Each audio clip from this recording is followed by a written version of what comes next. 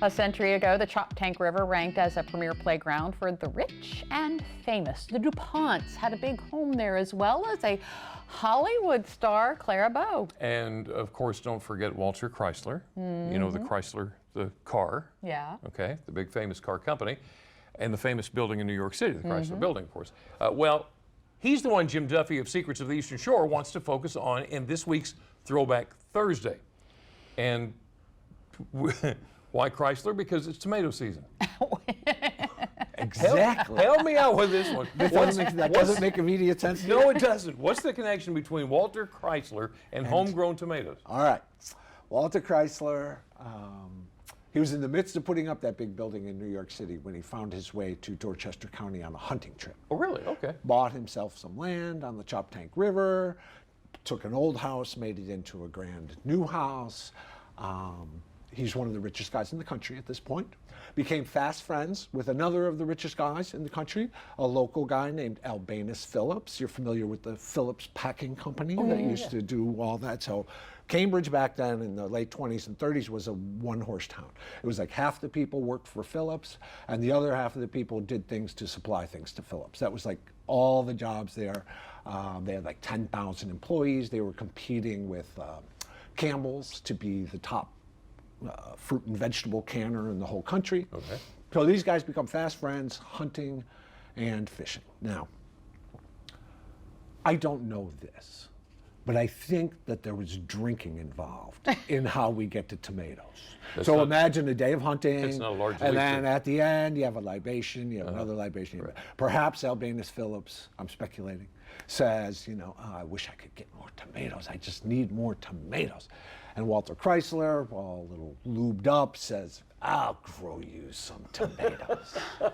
And Walter Chrysler says, I am going to become a member of the 10-ton club. Watch me roar. The 10-ton club. I see you're confused. Yeah, what? 10-ton. So in those days, like in the way rich guys fire rockets off into space right now, or get involved in some alternative energy thing, all these things that we're interested in those days, the technology everybody was interested in was farming productivity, getting the most you could out of an acre. There are all kinds of things going on with fertilizers, and all this other stuff, pest management and all this other stuff.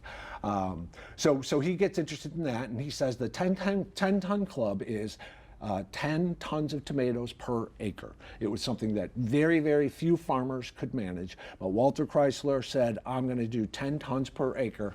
Watch me. And Albanus Phillips says, no, you're going to fail. And they make a bet. And the winner of the bet has to buy the other a Diamondback Terrapin first class high society dinner.